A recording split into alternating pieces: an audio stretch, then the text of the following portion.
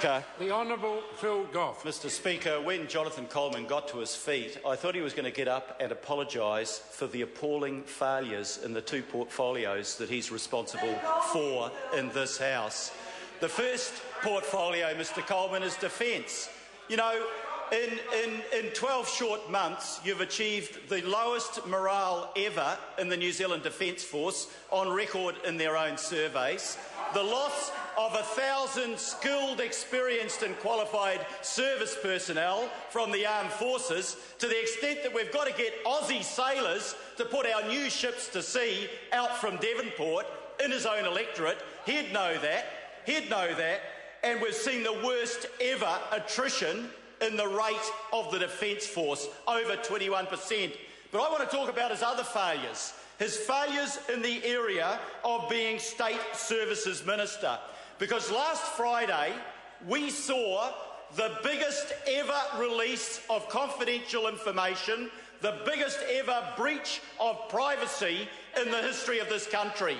98,000 people in Christchurch had confidential information about their property and repairs released by the Earthquake Commission. 98,000 people, Mr. Speaker, who would dearly love, each of them, to have had the information about their own property, because the Earthquake Commission won't give them information about their own property. This was a massive breach of confidentiality, and it wasn't the first. In fact, it was the 7th such breach in the last year. Let's look at the track record. Accident compensation, 6,700 files released to Bronwyn Puller. The Inland Revenue Department, 6,300 pieces of personal information about their tax record released. Work and income, 7,000 documents, including documents highly confidential, highly personal, about children and care, released from the Work and Income Department. And then NovoPay, to add insult to injury, they're not only not paying them, but they're also releasing information about their pay to people who shouldn't get it. Mr. Speaker, John Key stood up in this House yesterday and said there is no systemic problem. You know, Planet Key is an odd place where you can get a comment like that. 7 major breaches, literally tens of thousands of people having their confidential information released, and John Key says no systemic problem. Well, that's not what the Privacy Commissioner is saying, Mr. Speaker. She described last year, this is in a press statement, last year as the year of the data breach. That's what the Privacy Commissioner said. And this year, already, there's been 10 times as many releases of confidential documents as there was in the whole of last year. And I want to know what this government is doing about it.